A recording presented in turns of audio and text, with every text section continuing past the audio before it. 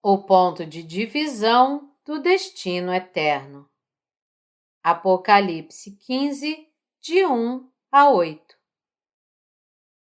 O capítulo 15 descreve as pragas das 7 taças que serão derramadas logo após o arrebatamento dos santos sobre aqueles que, como inimigos de Deus, se levantaram contra ele.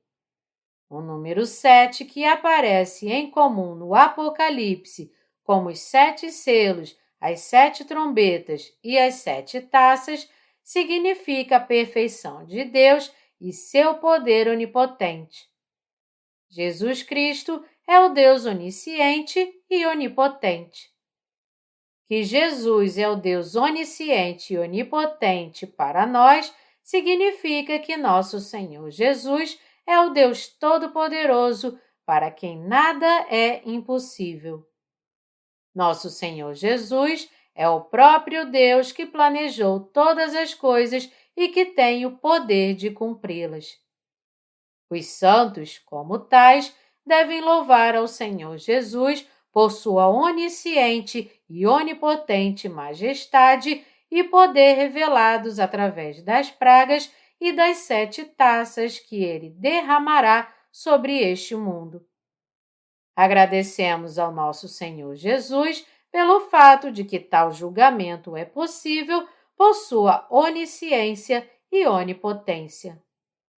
Que o Senhor Jesus se vingasse de seus inimigos com as pragas das 7 taças e o sofrimento eterno do inferno é para os santos algo que eles só podem agradecer e é muito apropriado. Os santos, portanto, não podem deixar de louvar ao Senhor Jesus. Aleluia! As pragas das 7 taças chegarão depois que os santos forem arrebatados pouco depois dos primeiros 3 anos e meio do período de 7 anos da grande tribulação.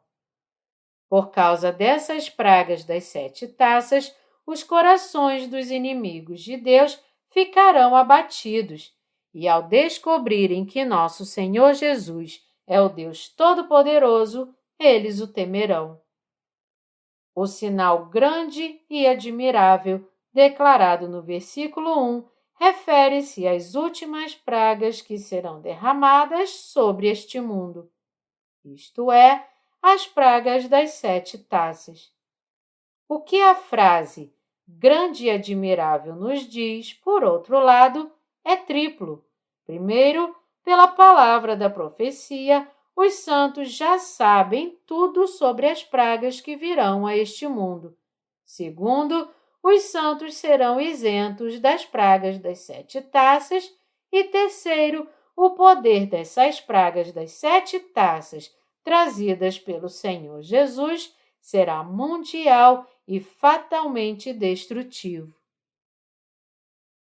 Por outro lado, os santos redimidos e arrebatados cantarão o cântico de Moisés, o servo de Deus, e o cântico do Cordeiro no ar.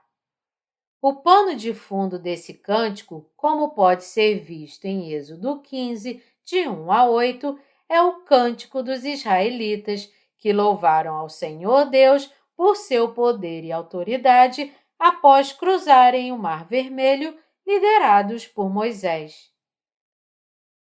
Eles não podiam deixar de louvar ao Senhor Deus por salvá-los com seu poder e autoridade da situação desesperadora de serem perseguidos pelo exército egípcio. Da mesma forma, os santos do Novo Testamento não podem deixar de louvar ao Senhor Jesus por sua salvação eterna que veio através da remissão de pecados cumprida pelo batismo que Jesus recebeu de João e seu sangue na cruz. Quando o fim dos tempos chegar, o povo de Deus, mais uma vez, louvará ao Senhor Jesus, agradecendo a Ele por seu martírio, ressurreição, arrebatamento e vida eterna, tudo possibilitado por Jesus Cristo, que os livrou de seus inimigos e de todos os seus pecados. Além disso, a distinção importante deste cântico é que louva a onipotência, majestade e justiça do Senhor Deus. Os mártires não podem deixar de louvar ao Senhor Jesus por seu poder, a graça de sua salvação do pecado e a bênção de vida eterna. O santuário do tabernáculo do testemunho, no versículo 5, refere-se ao tabernáculo que Deus permitiu aos israelitas construir quando saíram do Egito, para lhes dar a bênção de estar acompanhados pelo Senhor Deus. O linho, no versículo 6, refere-se à justiça de Deus. Isso nos diz que os anjos estarão revestidos da justiça de Deus e receberão dele a autoridade para fazer o tipo de julgamento que nenhum inimigo jamais poderá rejeitar. O versículo 8 diz: O santuário se encheu de fumaça procedente da glória de Deus e do seu poder, e ninguém podia penetrar no santuário enquanto não se cumprissem os 7 flagelos dos 7 anjos. Podemos descobrir 3 significados aqui. Primeiro, mostra quão completa é a ira de Deus sobre seus inimigos.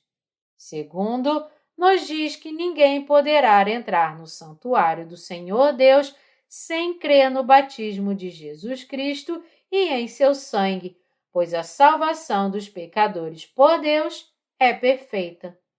Terceiro, mostra que nenhuma bondade humana poderá capacitar alguém a evitar o justo julgamento de Deus e que somente crendo no batismo de Jesus Cristo e em seu sangue na cruz, alguém poderá escapar da ira de Deus que será derramada sobre os pecadores.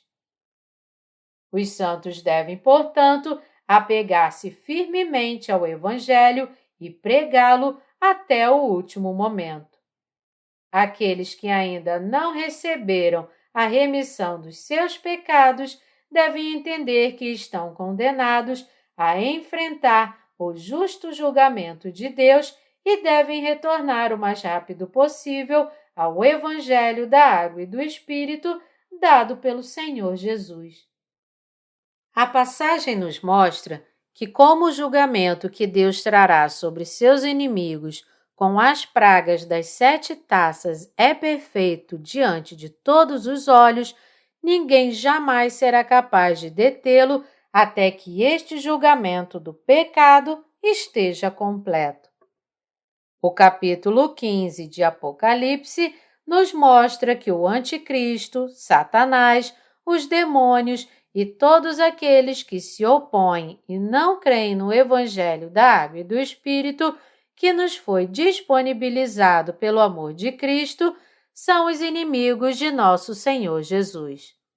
Eu louvo e agradeço ao Senhor Deus por trazer suas pragas a esses inimigos de Deus para julgá-los. É apropriado que os santos louvem ao Senhor Jesus com o cântico de Moisés, o servo de Deus, e o cântico do Cordeiro.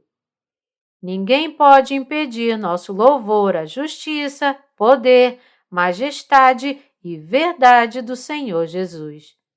Eu louvo ao Senhor Deus por nos dar tais bênçãos. Aleluia!